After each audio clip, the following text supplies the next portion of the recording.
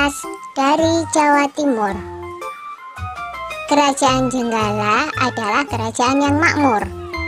Namun semenjak rajanya yang bernama Raden Putra memiliki selir, semua jadi berubah. Kerajaan yang tadinya tenang, kini selalu bermasalah. Selir raja yang iri dengan permaisuri menjadi dalang semua masalah tersebut.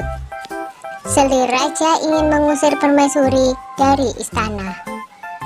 Suatu ketika, selir bersama tabib raja memfitnah permaisuri. Maaf Paduka, seseorang menaruh racun ke dalam minuman selir.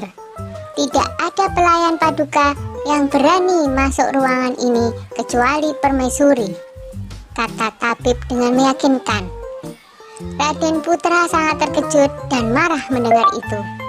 Ia memerintahkan patihnya untuk membuang permaisuri ke hutan. Untunglah Sang Patih adalah seorang yang bijaksana. Ia sebenarnya tidak tega meninggalkan permaisuri yang sedang mengandung sendirian di hutan. Maafkan hamba permaisuri, hamba tidak punya pilihan lain, kata Patih. Patih membuatkan rumah kecil untuk permaisuri dan kemudian meninggalkannya. Setelah beberapa bulan di hutan, sang putri melahirkan seorang anak laki-laki. Anak itu diberi nama Cinderalas. Karena lahir dan tumbuh di hutan, Cinderalas berteman dengan binatang-binatang di hutan itu. Suatu hari, di saat asik bermain, seekor burung Raja Wali menjatuhkan sebutir telur. Cinderalas mengambil telur itu dan bermaksud menetaskannya. Tetapi secara ajaib, telur itu menetas menjadi seekor anak ayam. Cinderalas sangat menyayangi anak ayam itu. Kian hari, anak ayam itu tumbuh menjadi seekor ayam jantan yang gagah dan bersuara merdu. Kicauan seperti seekor burung yang tengah bersiul nyaring. Yang lebih mengejutkan adalah setelah bersiul nyaring, ayam itu berkokok. Kukuruyuk! Tuanku adalah Cinderalas. Rumahnya di tengah rimba, atapnya daun kelapa. Ayahnya Raden Putra. Cinderalas memperlihatkan ayam jantan itu kepada ibunya.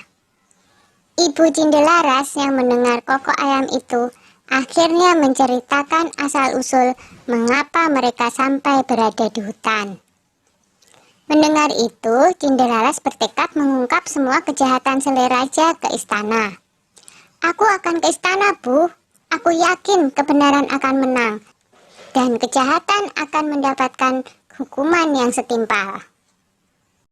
Setelah diizinkan oleh ibunya, Cinderalas berniat pergi ke istana membawa ayam jantannya. Dalam perjalanan, ada beberapa orang yang sedang mengadu kokok ayam mereka. Cinderalas kemudian dipanggil oleh orang-orang itu. Ayo, kalau berani, adulah kokok ayam jantanmu dengan ayamku. Ayam siapa yang paling keras suaranya? Tantang orang itu. Baiklah, jawab Cinderalas. Ketika diadu, ternyata ayam jantan Cinderalas berkokok lebih keras. Ia mengalahkan semua lawannya satu persatu.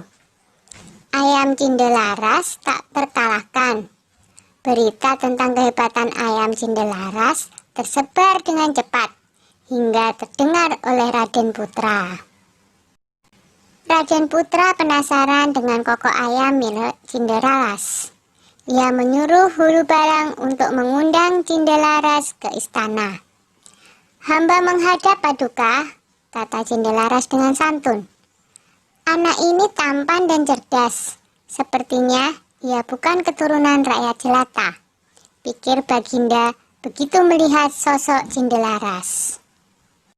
Raden Putra menjelaskan maksud hatinya mengundang Cinderalas ke istana. Raden Putra menantang untuk adu kokok ayam. Cinderalas mau memenuhi tantangan Raden Putra dengan satu syarat. Jika ayamnya kalah, maka ia bersedia mengabdi mengurus ayam Raden Putra seumur hidupnya.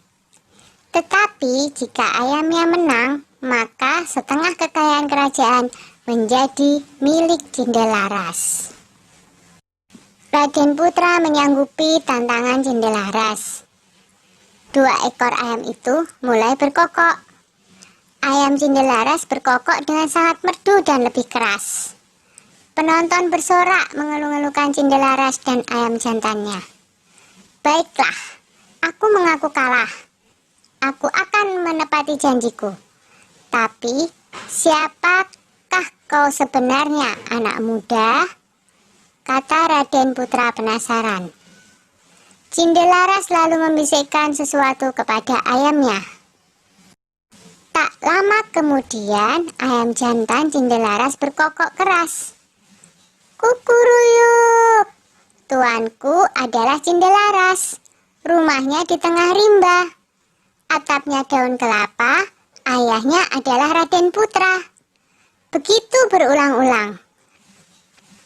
Raden Putra kaget mendengarnya, lalu bertanya, benarkah apa yang aku dengar? Lalu Cindelaras menjawab, benar Baginda. Hamba Cindelaras, ibu hamba adalah permaisuri Baginda. Bersamaan dengan itu, sang patih segera menghadap dan menceritakan semuanya. Aku telah melakukan kesalahan, Kat. Aku akan memberikan hukuman yang setimpal pada selir dan tabibku yang bersekongkol dengannya. Lanjut Baginda dengan murka. Kemudian selir pun dibuang ke hutan. Raden Putra memeluk anaknya dan meminta maaf atas kesalahannya selama ini. Raden Putra dan hulu balangnya segera menjemput permaisuri di hutan. Akhirnya, Raden Putra, permaisuri, dan Cindelaras berkumpul kembali. Setelah Raden Putra tiada, Cindelaras menggantikan kedudukan ayahnya dan memerintah dengan adil dan bijaksana. Dah ya cerita Cindelarasnya. Jumpa